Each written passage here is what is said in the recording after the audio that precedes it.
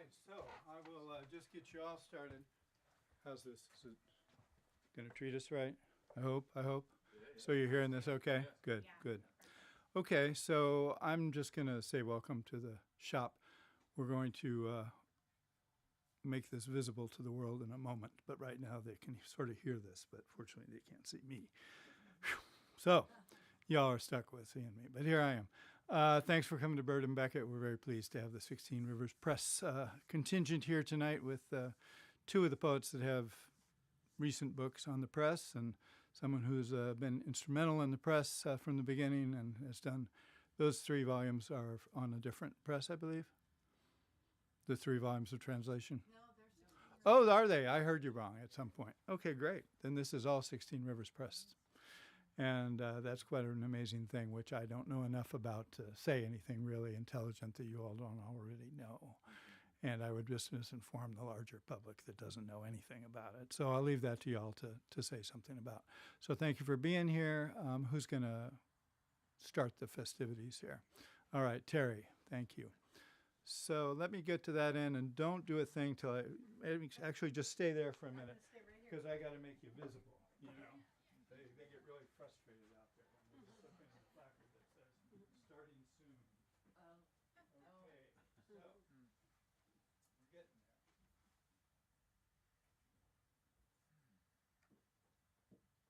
work. That worked. Now it's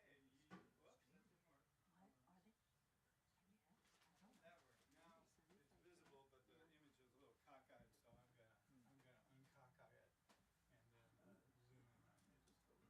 It looks kind of jaunty and all, but it's not really. So the great unwashed public has seen all the shapes. They're used to it. All right, I think we're probably good to go. Okay, Terry.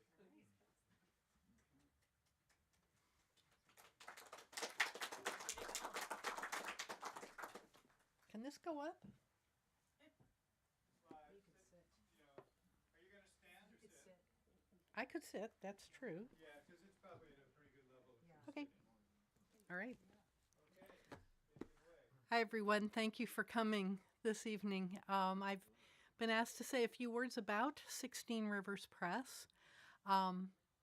One of the other co-founders of the press, Carolyn Miller, and I guess, have been with the group since day one, and that was in the fall, October, actually, of 1999, when we, 7 Bay Area poets got together to dream up a regional poetry publishing collective. That means a publishing company that's run by the poets. And what do poets know about publishing? Well, they learn how to make it work. And it means a lot of evolution. And the press has undergone quite a number of amazing revolutions over the years. The wonderful thing is that we're launching into our 27th year. We've been 26 years of successful, I would say, really beautiful publications of books. But among the evolutions, translation, which was not a part of our original plan, but we have done now these 3 volumes of plagios and 2 other books of translation as well. So we're open to people, poets in the San Francisco Bay Area who might want to bring projects like that. We've also evolved to include youth poetry publications, initially with the Poets Under 40 chapbook competition, and now with teen poets. And I imagine they're all in their teens, but some of them might even be younger than that. And we've been working with the schools to produce these youth poetry anthologies. There are 5 now, to our credit. We're 16 rivers because there are 16 rivers that feed the San Francisco Bay watershed. And we want to try to, in a metaphoric way, be the place where the voices of this region, Regional Poetry Publishing Collective, come together and find their hallmark. There are lots of reasons to have a national press, but there are also some really good reasons to have a regional press where our regional voices are celebrated. So tonight you will have a little taste of what 16 Rivers has been up to in 2025. And it includes the translations, but we also have Maura Magnuson with her first full-length publication, and Patrick Cahill with his second book with 16 Rivers Press.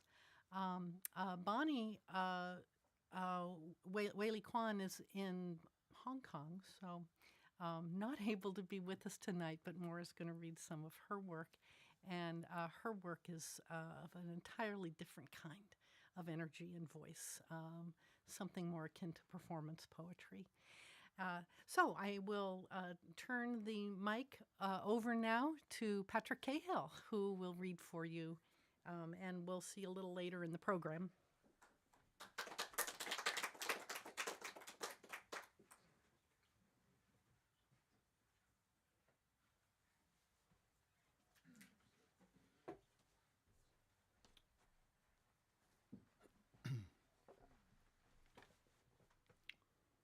It's a little strange, sitting down. Thank you all for showing up, and thank Burton Beckett and Eric for having us.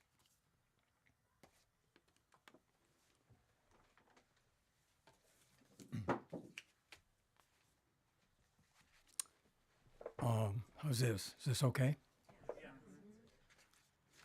I'm going to start out with a piece that actually contains the title of the book, which is If We're the Forest, the Animal's Dream.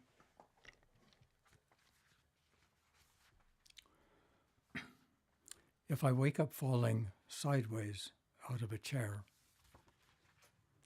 if I walk through a vertical rain, if I am the wind settling on an empty shed, if I am a starling shaking off water in puddled grass, if I am the mist falling through sunlight, if I am a note endlessly struck on the dog-eared air, if I am the man twitching on the corner, if I am the current coursing through his body, if I am the deadliest animal on earth setting toxins adrift in his blood, if I am the dead drawing his spirit into our remains, if I am the startled security guard and the bullet freeing the blood sequestered in his flesh,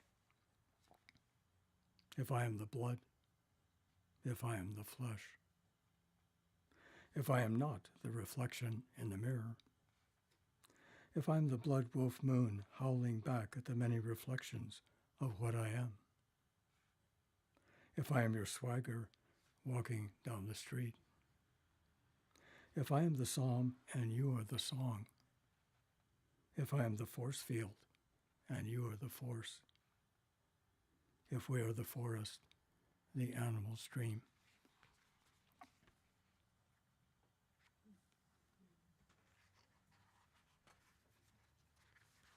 This next piece is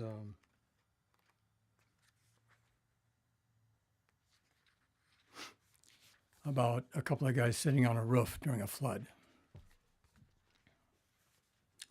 And they're thinking about things and wondering about things. Flood.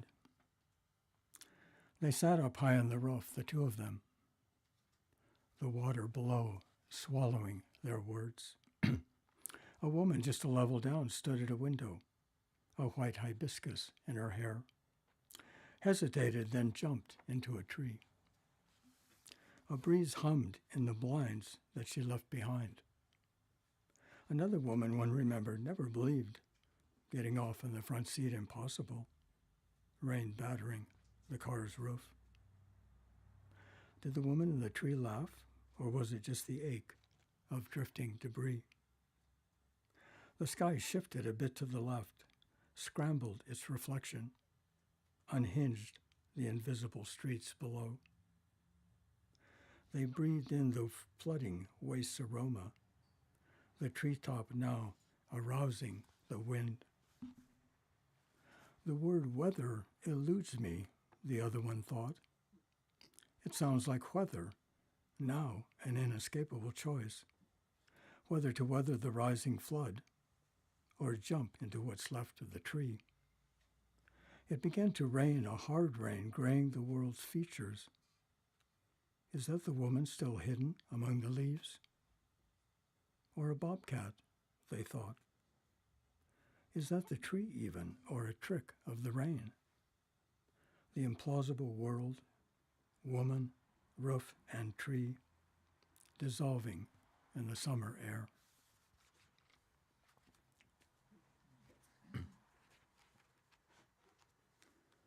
This piece is a little bit of a surreal prose piece called To the Water's Edge.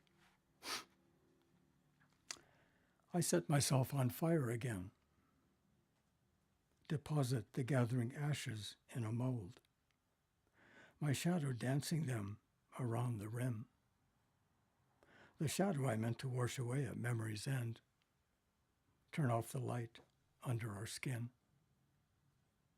You fill a pillbox with love's complaints in wet black ink, smeared across the glow.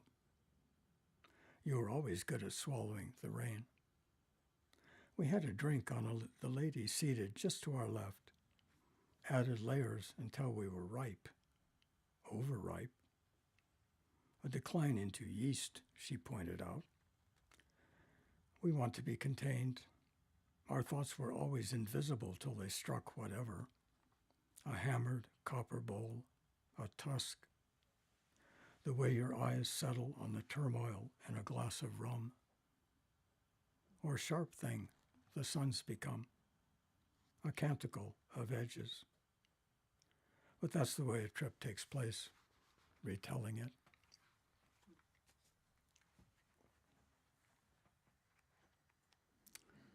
This piece is a little bit about breaking up with someone, and the title is Give Me One Reason, which is, many of you probably recognize the title of a song by Tracy Chapman.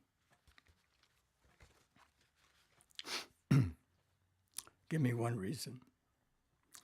I need an accelerant to light up but not ignite our snapshot negative afloat on a riptide under the bridge. Our demon brother has just left his chrysalis hanging in a tree. The fog bank over your heart, that hedgehog in mine. Remember that appetite for insects? Or appetite in sex? Prickly, I know. The crow's face, the crow's face, a blank page, a plum in its beak. Feel the wind picking up in the crevices, a contrition all around, ground down, worn away, rubbed together. Polished stone for what remains. If we must, let's come apart.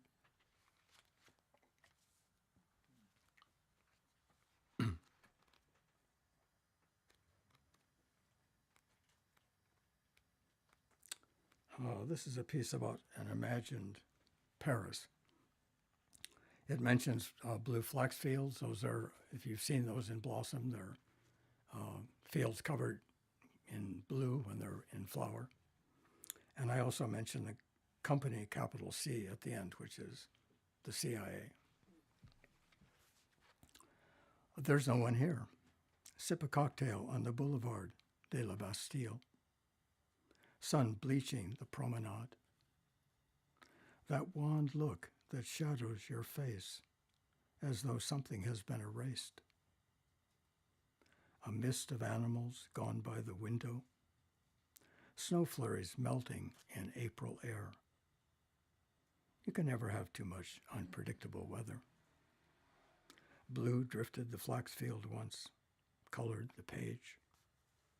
A murder not of crows this time, but monsters. Slow your pace without slipping into the past, while some conspiratorial urge fells the woods. Or as they say in the company, let's go dark.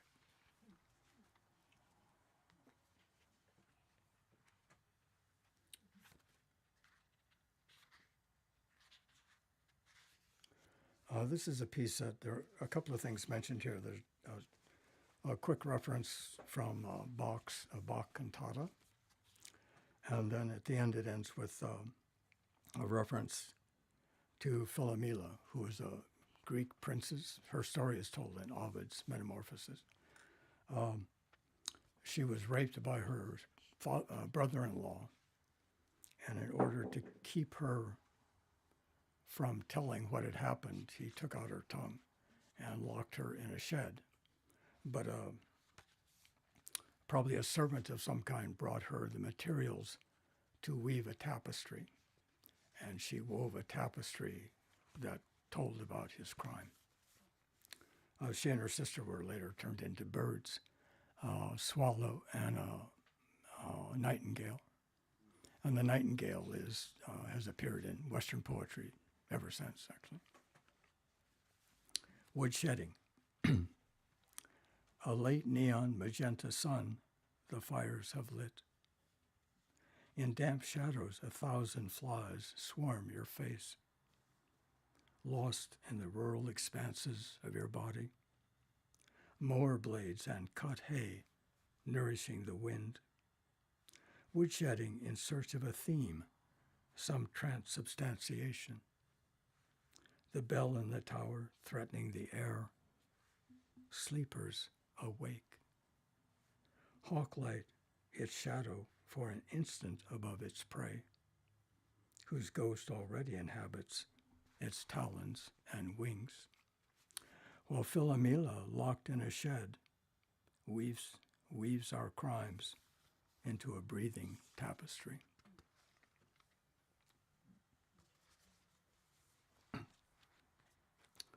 This next piece is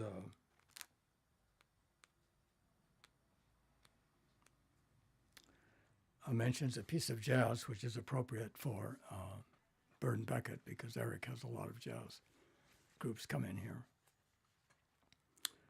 That's Isfahan, and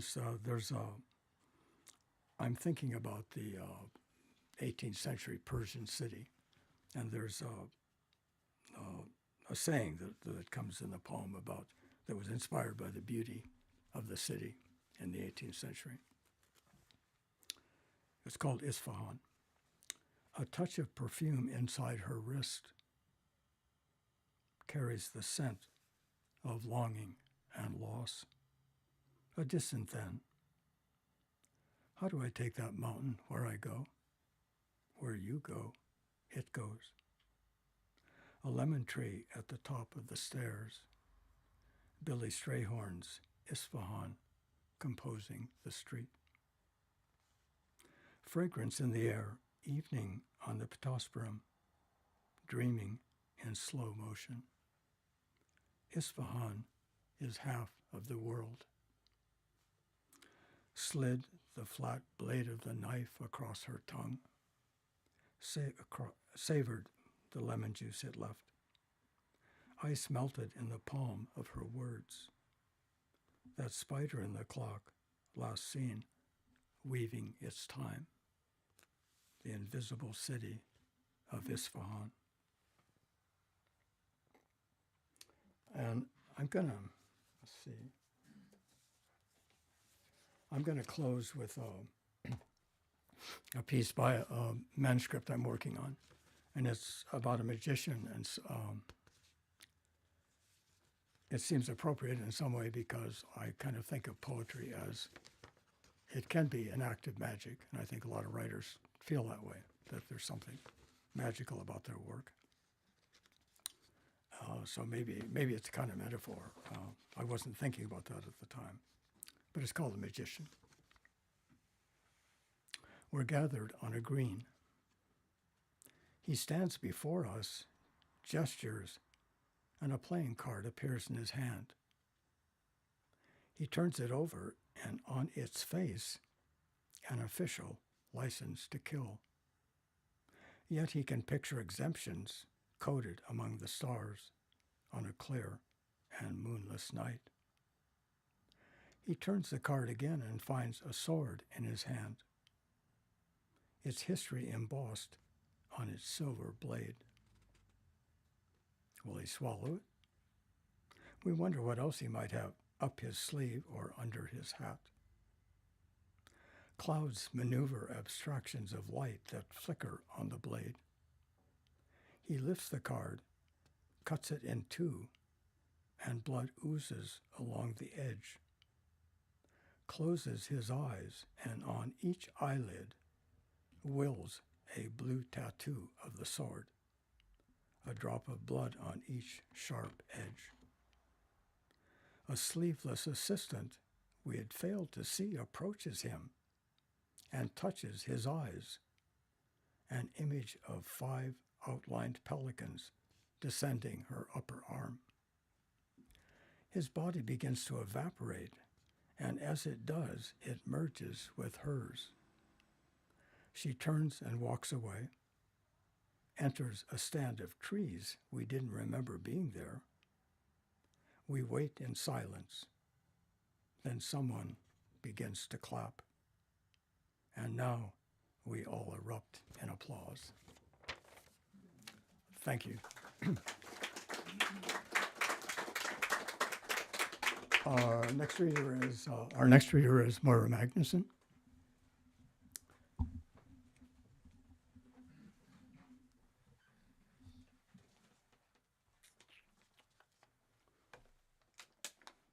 Get out of your way here.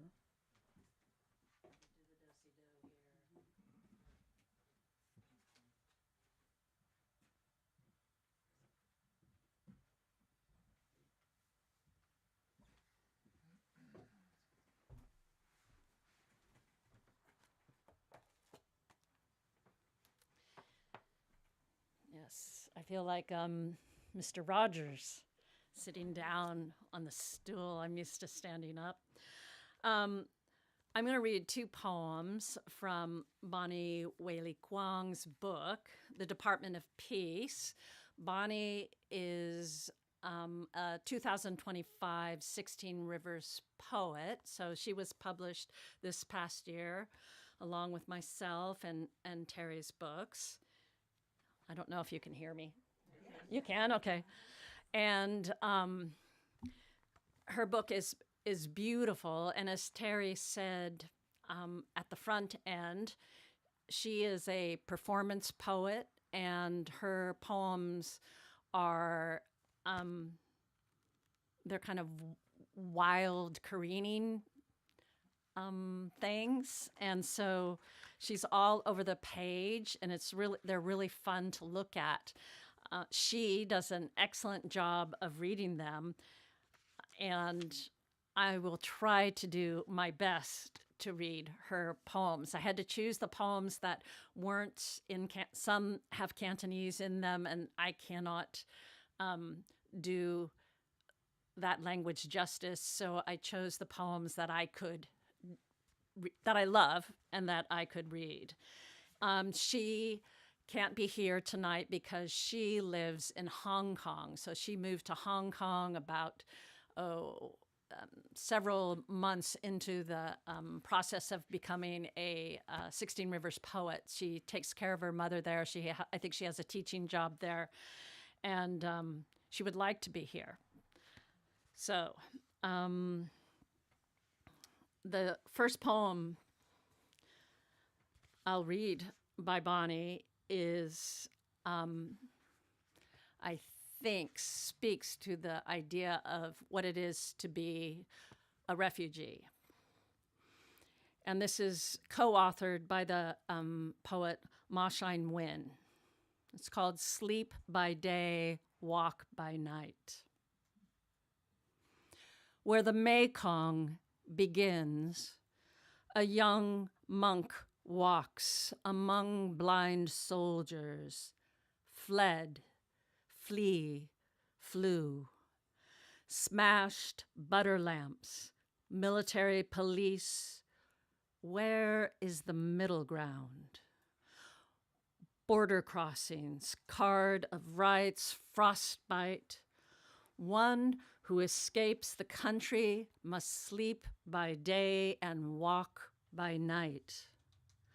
Water space, air space, current, golden stupas through clutches of trees, longitudes, parallel at the equator, meet at the poles. Teach me how to read the news without crying. And then her next, the next poem is, I think, in memory or speaking to, in memory of a friend of hers, called Composer in Borrowed Clothes.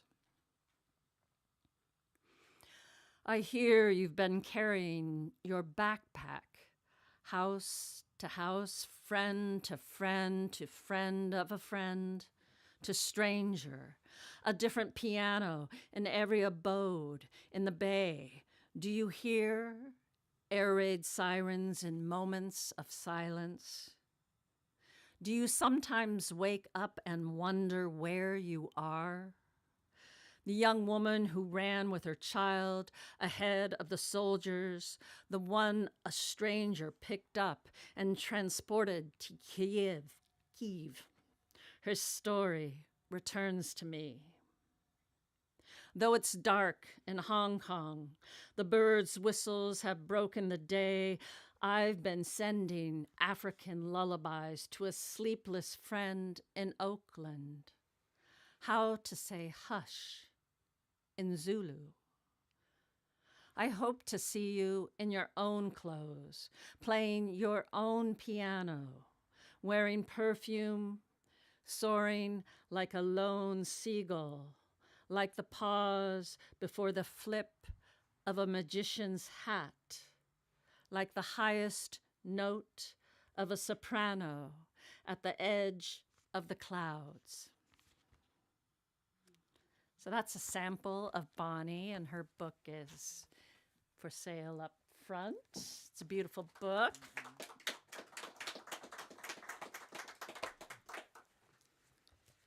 And I got to publish with 16 Rivers Press In the Eye of the Elephant, my first full-length collection of poems, maybe my only.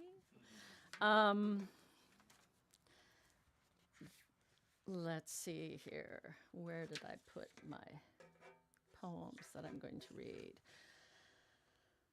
Okay. The first poem I'll read is called The Whole Truth. And it's on, it's like I'm teaching to my class. It's on page 97. Follow along. Anyway, it is on page 97. I would like to dedicate this poem in the memory of Renee Nicole Good, who she's the young woman who died yesterday in Minneapolis as a consequence of a shooting, a killing by ICE. She was a poet, a very good poet, won an award from the Academy of American Poets, and that her poem is circulating right now. Terry has posted it on Facebook. It's circulating right now on the internet, and you can find it. And in all the conversation and uproar that has followed this killing, and all the conspiracy theories and pointing fingers and being told what to think, what to do, etc., I thought about this poem, The Whole Truth, which I wrote not too long after 9/11, when we were told the American citizens were told that Americans need to watch what they say, watch what they do. And this poem is a poem of resistance. Donald Trump said that that Renee was disorderly, and he said that she was obstructing and resisting, which is exactly what I think poetry can do: obstruct, resist, disrupt, in order for us to have a more equitable world. That's one way to look at poetry. And so this poem emerges from as resistance to R.A. Fleischer telling us to not be careful of what we say and what we do, basically to shut up. So the poem is after William Blake. I say this: you will not corral me, shear my words, or dock my tongue. I will not cut it out. My mouth is holy. I am the human form divine. I promise that my broken feet will trample through your dreams. I will lick your neck, your body politic, keep you awake. I will trouble your dark sleep as you've troubled mine. I do not fear the wild beasts, for I am blessed. Black sheep, nightmare, woolly disinvitation. I am the little lamb of God. Damn, God, damn. And the woolly sheep of disinvitation speaks to the poets that were supposed to go to the White House, and then when the war started, they were disinvited. And so that started a whole Poets Against the War movement. Okay, next poem. Hippopotamus, an inserted proposition. This poem emerges from some reading that I was doing with about Wittgenstein and Bertrand Russell. They were having, it's a kind of a famous conversation in which they were going back and forth on a philosophical point. And I have an epigraph here that describes this philosophical point or relates to it. And it starts out: is there a rhinoceros in the room? One of the earliest encounters between Bertrand Russell and the young Ludwig Wittgenstein involved a discussion about whether there was a rhinoceros in their room. Apparently, when Wittgenstein refused to admit that it was certain that there was not a rhinoceros in the room, Russell half-jokingly looked underneath the desks to prove it, but to no avail. My German engineer, I think, is a fool, concluded Russell. He thinks nothing empirical is knowable. I asked him to admit that there was not a rhinoceros in the room, but he wouldn't. So somehow that passage gave rise to this poem, and it's an Ars Poetica, and it's a commentary on poetry, which I have mixed feelings about sometimes. Sometimes I hate it. Sometimes I love it. So it's called Hippopotamus, an inserted proposition. Mud wallower, tusked herbivore, fierce creature of the occipital cranial, tramples a poem's ground of existence, big rump rubbing its margins.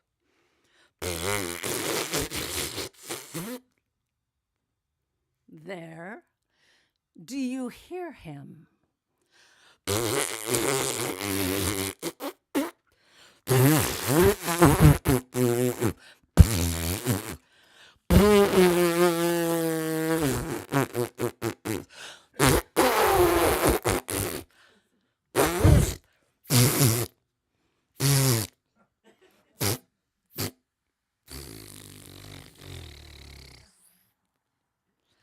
Go on. You heard him. He just shat and peed. Now the poem is wet with hippopotamus. I tell you, there is only so much heft and weight a poem can take. A crown sonnet can house a hippo, but trust me, a villanelle, hell. Ah, aroma. The redolent indolence of a certain hippopotamus. Never mind the certainty of the hippopotamus in this poem. Chewing on the fallen fruit of logos, the long lianas of lines, tromping tercets, headbutting stanzas off the page, he can do and undo everything. Look over there at the watering hole. He has got himself into quite an enjambment. Hippopotamus. Oh my, there are 2 hippopotamuses in this poem. They are rutting, engaged in their fat frisson of excitement. Oh, oh, oh, oh, oh, oh, oh, oh, oh. Oh, dear reader, voyeur, you are disturbing them. The hippopotami would now like you to quietly excuse yourself, take your feeble, flimsy inner tube of language, kick downriver with your puny legs and over the falls to the crocodiles.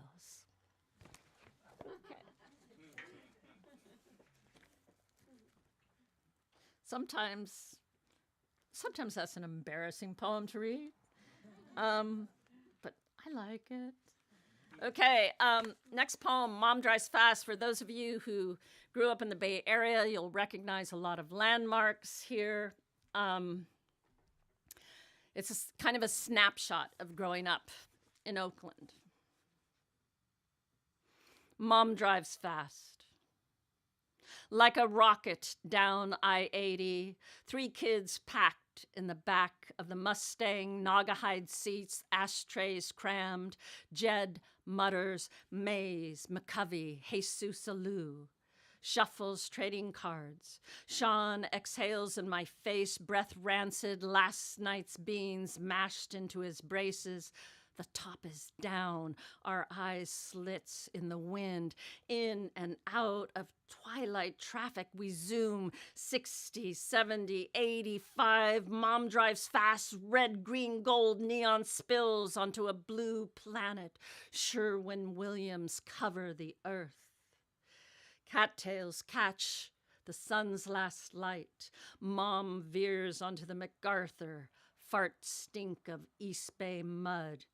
Who let one? Down by the docks, 100-foot-high loading cranes, white Trojan horses wait for container ships. Mom chain smokes, flicks cigarettes like sticks of dynamite out the car. Litterbug, Sean wails. Shut up, Mom yells. Whips by the California hotel, we're eye level to the freeway, boxed in a gold halo. A man in his underwear opens a refrigerator.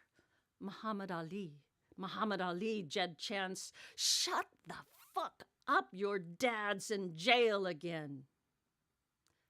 Again. It's news to me, but everything's news in this family. We careen off Grand, boom, boom, boom, through 3 yellow lights along Lake Merritt, past the aviary night song of wrecked birds, past fairyland, princesses and dwarves, up Franklin into Chinatown, our lungs swelling with the sweet bloom of fortune cookies, fly down 14th, the house of woodwinds, the ticking dark face of the Tribune Tower, onto Broadway, Mexicali Rose, Swan's department store, Rudy's bail bonds, to the steps of the jail, where she swerves to the curb and brakes, our heads snapping to attention. At the top of the stairs, hands shoved into jingling pockets, he waits, whistling. And while she holds back, we tumble out, bound forward, thrilled to prop him up with our love. Okay.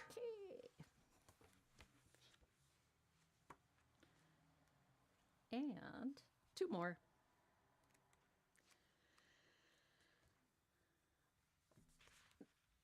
This poem was, it's kind of a eulogy written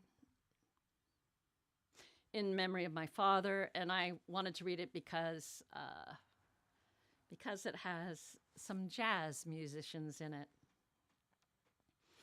True Grit. We're hurtling along the Pasadena freeway in the Diamond Lane. My brother and me, heads thrown back, laughing. 5 o'clock rush hour, windows down, ripping it. And as fast as we're going, we can still hear the salvo of curses cast our way. Goddamn shits, assholes, fuck you. To them, we're just two reckless punks in black, speeding in a 1967 dented Dodge Ratmobile high on angel dust. No doubt anarchists, the way we flout the law, mosh pit kids who can't get enough of the junk they call music these days, The Clash, Johnny Rotten, they should all be thrown in jail. But that's where they're wrong. It's Basie's band on the radio, and we're cranking it full volume for our father, who's in the back, comfortable now, resting on the blue bench of Naugahyde. Of course, we're not surprised when the cop pulls us over, informs us it's a $200 fine for violating the 3-passenger rule of the carpool lane. He scans the interior, demands to know what's in the grocery bag. So we pull out the receipt and copper box, open it to the twist-tied plastic baggie, 5 pounds fresh from the crematorium. How can the cop argue this? The code says nothing about bone and ash. Our father's here, goddammit. He does exist. We've got the man in the bag, more or less. He lets us off with a warning to heed the rules of the road, and so we drive a polite 55 all the way home, still in the Diamond Lane, pissing people off, yet we're happy. Ellington is playing the ivories, and Dad's rattling around in back, keeping time, as always, pleased to have the last laugh. All right. Last poem. Giddy up. Okay, so this poem I wrote some time ago now. It was for my niece and nephew. It's the poem that ends the book. It's a wedding poem. And I wrote it really in the course of about a day and a half. The day before they got married and on the day they got married. And it takes place in the foothills where I live and where my niece grew up. She's here in the audience. So is he. Okay, it's called Praise. In the eye of the elephant, in the eye of the mouse, in the dark and the bright, in the moon and sun, in the neutrino's flight, in the electron's spin, in the universe expanding out or folding in yang and yin, in miniature, in magnitude, in melancholy, in gratitude, in silence and in bliss, in the golden mean of the nautilus, in the Boolean laptop, in tongues untied, in the barbaric yop, love abides. In summer heat and winter hail, in the amoeba, in the great blue whale, on the mountain crest, in the valley swale, in taut muscle, in crumbling bone, in thunderheads, in river stone, love abides. In Galileo and Gogol, in St. Augustine and Sartre, in the magical mind and the miracle heart, halfway through morning and mid-afternoon, in the quark, in the quasar, in the rush, in the swoon, in the spark, love abides. In the spiraling arms of the Milky Way, in Andromeda, in night and day, in the owl and the bear, in fur and feather, in prayer, love abides. In the dance, love abides. In the dance, in the dance, in the coming and going, in the blue shift and red, in light and gravity, in the living and the dead, in the Madeline of memory, in the house of pain, in joy, in suffering, love abides. On the sloop, in the sound, on the raft, on the river, in the dance, in headwinds, in yaw, in the following sea, in brio and humility, in surrendering.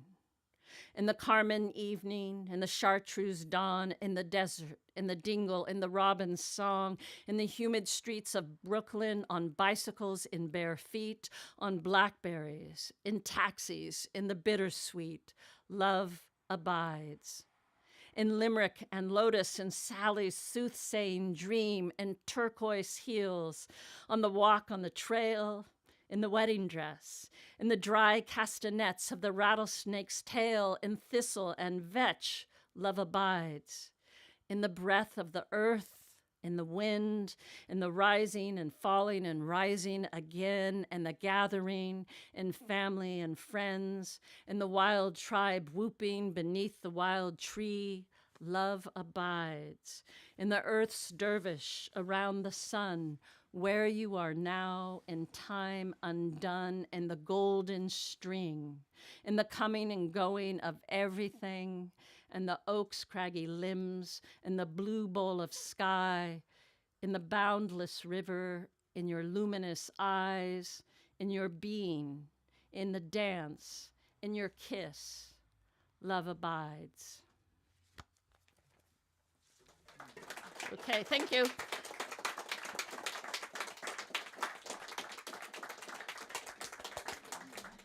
There they are. Terry Arrett is next, one of the co-founders, several co-founders of 16 Rivers Press. And take it away, Terry.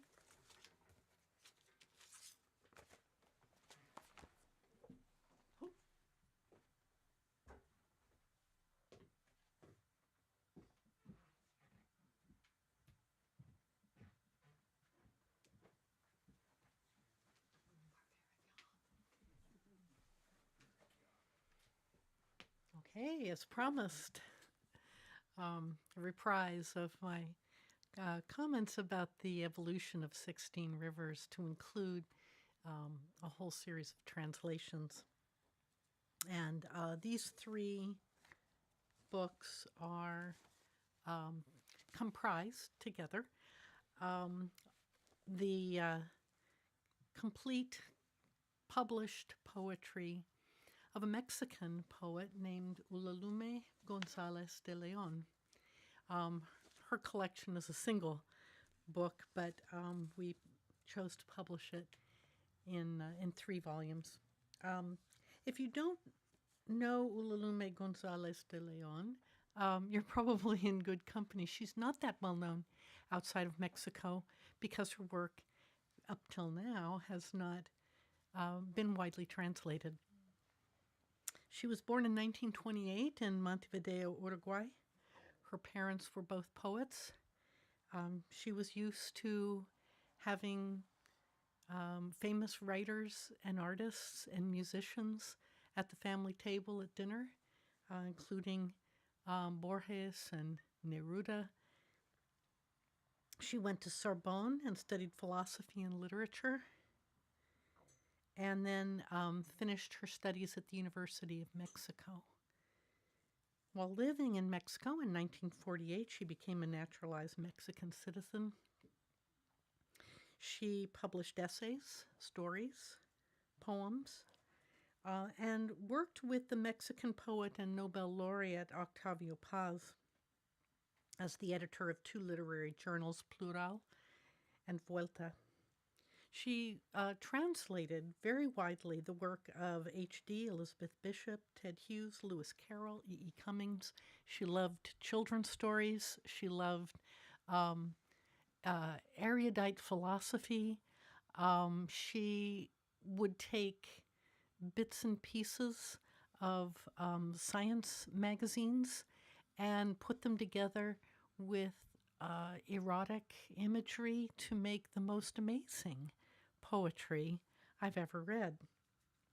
In the 1970s, she was also part of a generation of women writers who were challenging the traditional identities of women, marriage, and relationships. She died in 2009 of respiratory failure, one of the consequences of Alzheimer's.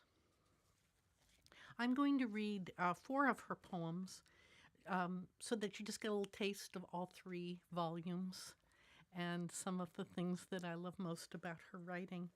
And my brilliant translation partner, Nancy, will finish up by taking us a little deeper into one of the poems from Volume 3.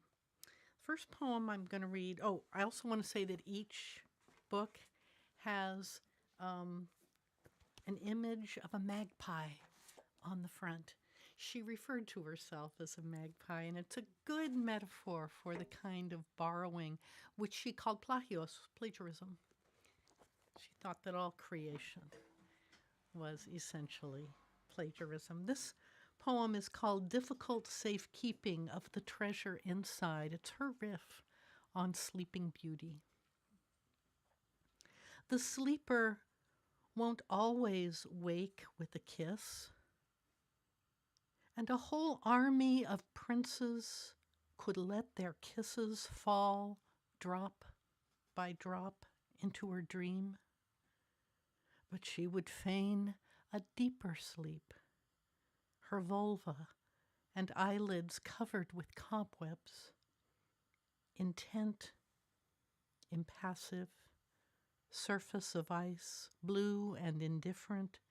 This difficult beauty camouflages her most violent roses.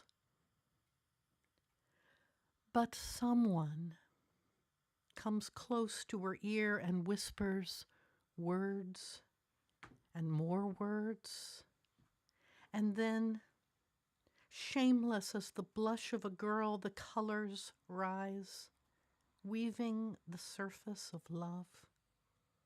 And the sleeper, without her treasure inside, opens her legs like a courtesan. I love that this sleeping beauty doesn't awaken to a kiss. Words, those hold the magic for her.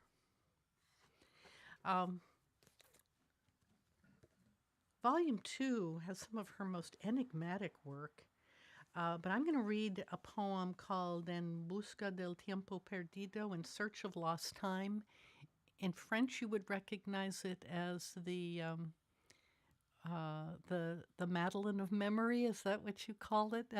Proust's multi-volume autobiography, In Search of Lost Time. But this is about what happens at night when you wake up and you can't get the worry worms out of your brain. As translators, we had to experiment a little bit when the words in Spanish had connotations and double meanings that they don't necessarily have in English. So carcoma in Spanish can mean a worm, a woodworm, and it can also mean worry. So we invented a word, and we called the subject of this poem the worry worm. In Search of Lost Time. The worry worm bores into antique furniture, old wood in wood time. She knows that in 20 years, softwood offers no resistance. 60 years for hardwood. She draws no conclusions, only a fine dust that signs her name. Listen to her. She is opening her galleries in the darkness. From time to time, she stops and beats her head against the walls.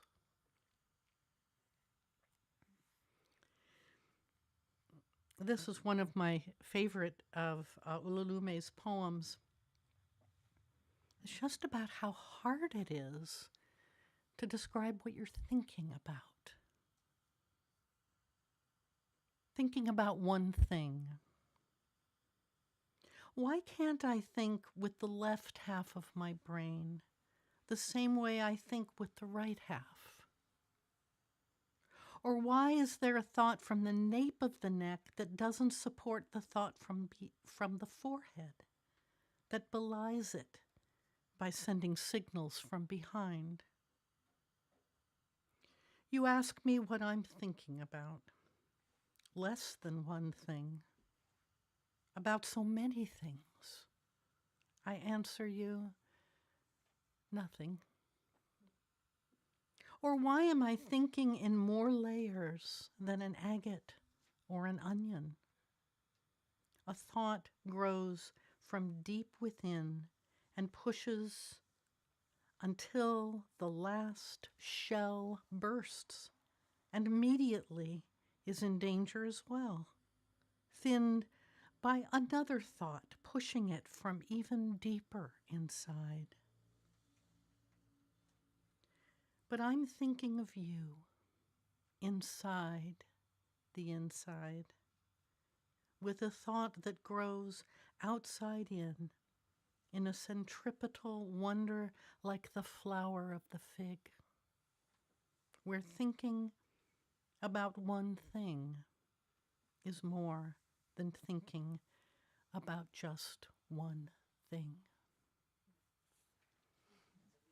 And the last poem I'm going to read before I turn things over to Nancy is from Volume 3.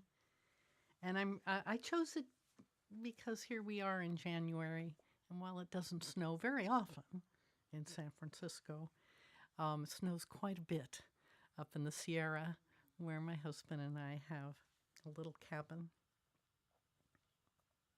Snow Song. In the morning, the cloud proposed to the January garden a quivering snow. At noon, the snow erased all of the greens, all of the borders. At midnight, the light of the snow sparkled without a cloud or garden or January or green or borders, sparkled bare. From this, centuries, years and days, days and hours, hours and never. Thank you. Our next and final reader, Nancy Morales.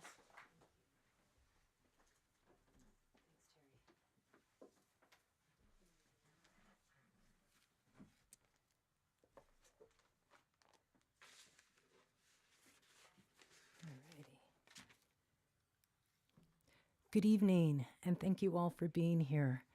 I am so grateful to see my husband, and I want to thank him for being here. Deepak, thank you.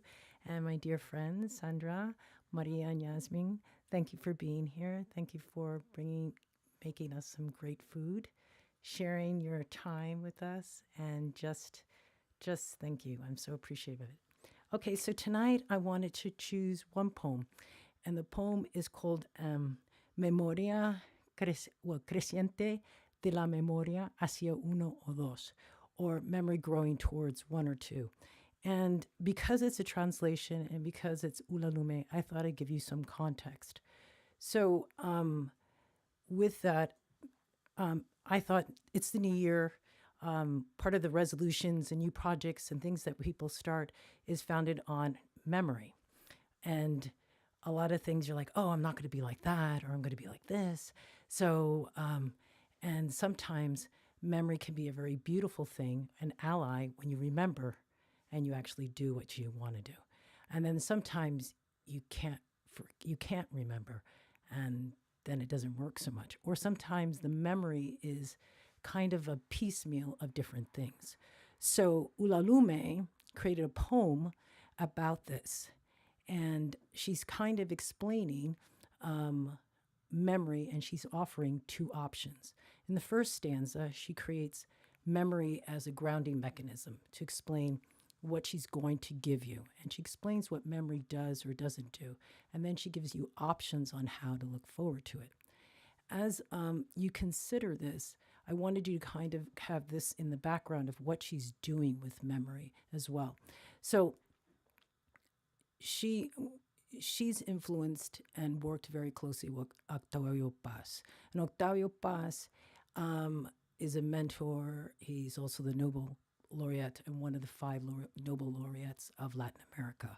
So he's working with her, and she's very much influenced by this. And one of the things he says about her writing, specifically,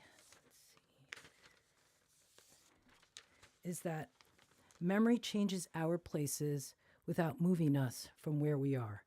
Memory not only changes our places, but alternatively gives and takes away reality.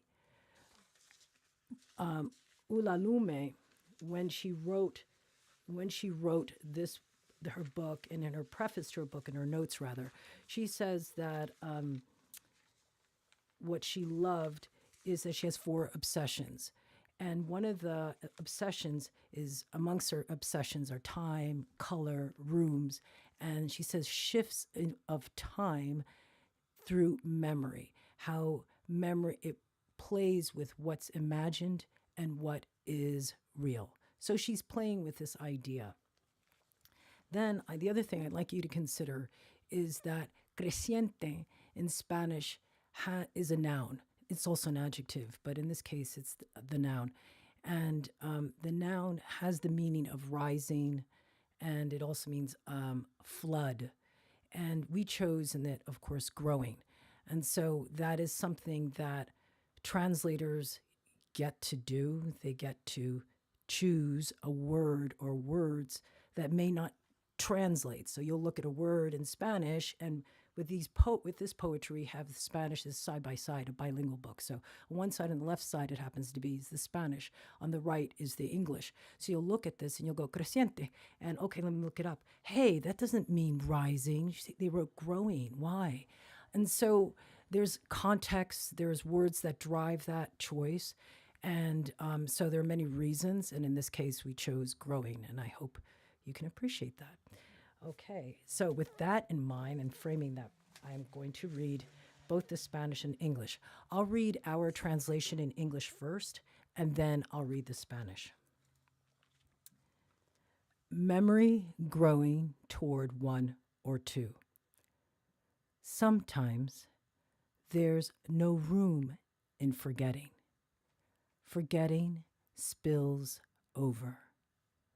Then memory is drenched in wonders, the unremembered, appearances, a hair, a hand, an eye, a careless manner, a casual gesture, a word, of a body just on the verge of being imagined, visible points of an invisible whole. 1. And we play with each other the game of exquisite corpse. I just want to add what exquisite corpse is. It's this surrealist game, and it's a collaborative game where you add or subtract something and you put it around and people don't see what's happening. And at the end, they surprisingly create something. So something magical, something not imagined. So you don't get to see the whole before you create all of this. What is drawn today to what was drawn yesterday? We alternate fragments that come back with fantasies.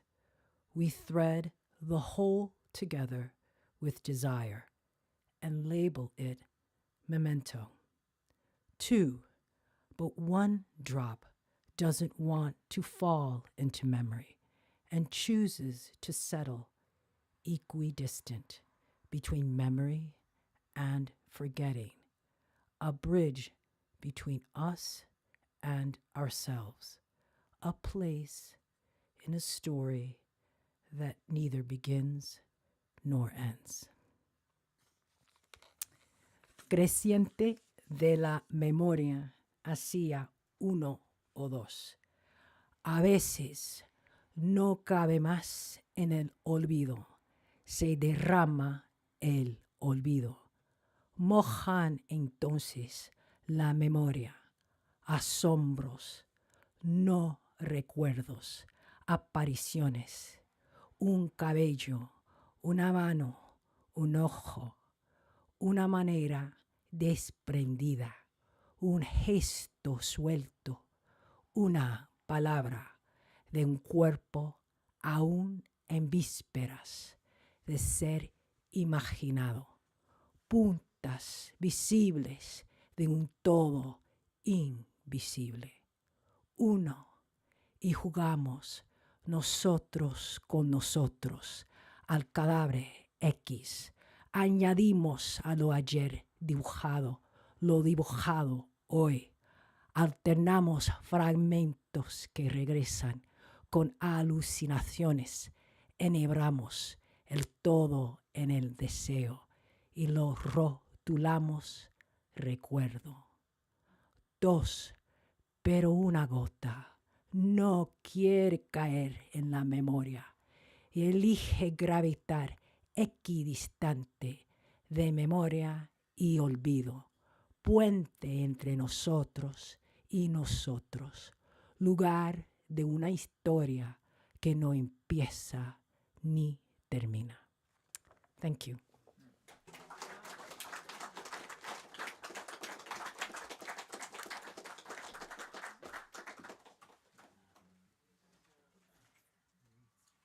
Thank you all for the poetry. Thank you for coming out. Thanks to the press for bringing all this poetry into the world. Thank you. Thanks for having us. Thanks for hosting. Very much a pleasure. Yeah. Thank you. So stick around, check out the books, talk to each other. There's wine from the poets. All right. Thanks, guys.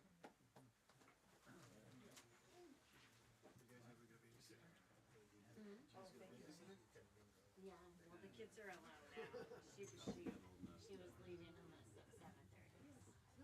Must be kind of scary how you like cross that, make that transition to that It oldest wasn't kid is